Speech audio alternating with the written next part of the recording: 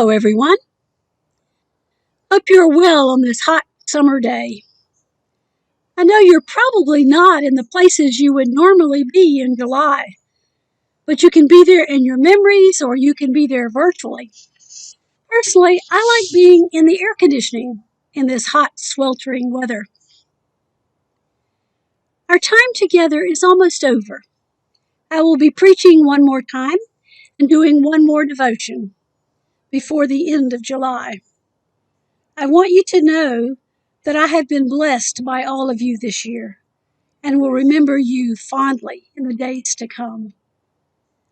Your interim time is almost over, and your new called senior pastor will arrive in mid-August to begin his ministry with you, all you dear people. I will be on vacation in the month of August, although it might be at home, and then begin an interim at Macedonia Lutheran Church in Burlington, where Pastor Richard has served for the past 5 years. They will enter a time of discernment which you have been walking through this year as you listen to the voice of God calling you and the next pastor together. They will wonder, just as you did, what the future will hold. They were happy with the familiar way Pastor Richard did things and the way they worked together.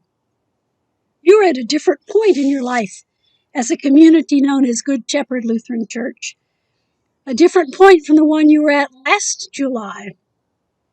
Clearly, we are all at a different point in our lives in so many ways because the coronavirus entered our lives. So many things that were familiar are just not possible right now. And so many new ways of doing things have to be learned, but we are learning them. All this makes me think of a passage from Mark's Gospel, the 4th chapter. You know the story. The disciples and Jesus have been working all day as Jesus taught the crowd. It was something they were used to, listening to Jesus. So let's hear the story from Mark. On that day, when evening had come, Jesus said to the disciples, "Let's go across to the other side." And leaving the crowd behind, they took him with them in the boat, just as he was. Other boats were with him. A great windstorm arose, and the waves beat into the boat, so that the boat was already being swamped. But he was in the stern, asleep on the cushion, and they woke him up and said to him, "Teacher, do you not care that we are perishing?" He woke up and rebuked the wind and said to the sea, "Peace, be still." The wind ceased, and there was a dead calm. He said to them, "Why are you afraid? Have you still no faith?"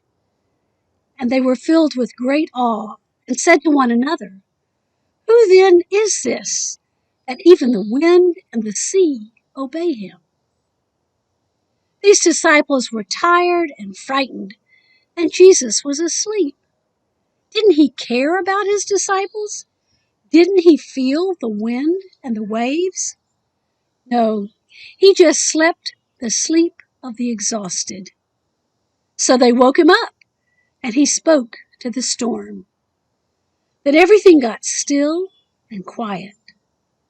His power was evident to even the most frightened of the men in the boat. In our world, life changes. We face new situations, even when we would rather not.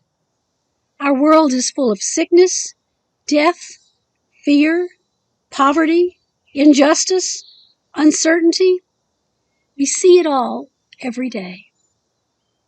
Yet we need to remember that Jesus is still with us, still able to calm the storms in our lives, still more powerful than anything that would assault us.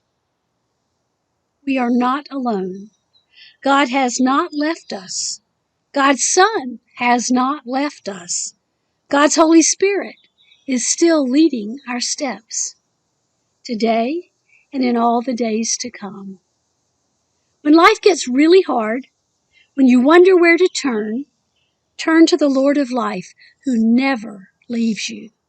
Turn to God, whose power is greater than even death or anything else in this world.